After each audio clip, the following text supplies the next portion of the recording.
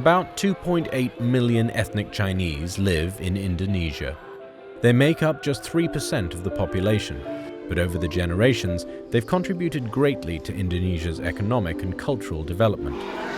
They're called Tionghoa, the Bahasa Indonesian word for Chinese people.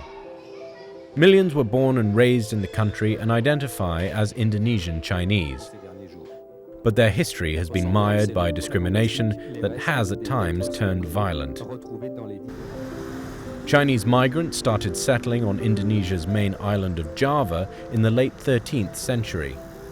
They built a thriving community in Lasem, in the central part of the island, which became known as Tiongkok Kecil, or Little China. The Chinese lived and worked alongside local Indonesians, and intermarriage between the different ethnic groups was common.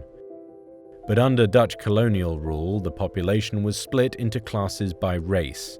The Dutch used the Chinese as middlemen to collect crops and taxes from the native Indonesians. That led to resentment against the Chinese, resulting in discriminatory policies in later years.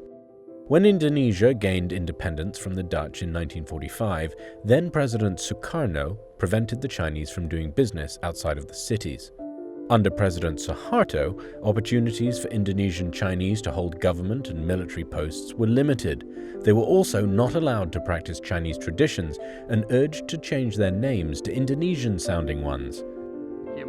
But Suharto also relied on powerful Chinese businessmen to build Indonesia's economy. When the economy collapsed during the Asian financial crisis, the rich Chinese were blamed for it and became a target of the other Indonesian races.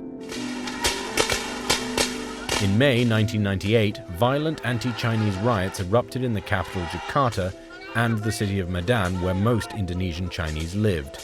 Chinese businesses were looted and burned, and Chinese women were raped. More than 1,000 people, both ethnic Chinese and other Indonesian races, were killed. Policies changed after Suharto resigned as president in 1998. The new government repealed the law banning Chinese cultural performances. Chinese names were no longer discouraged, and Chinese New Year even became an official public holiday.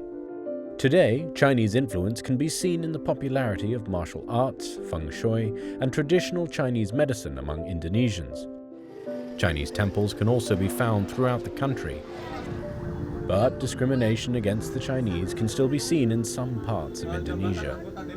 A local law in Yogyakarta prohibits Indonesian Chinese from owning land, even though the national law says all Indonesian citizens, regardless of ethnicity, have that right.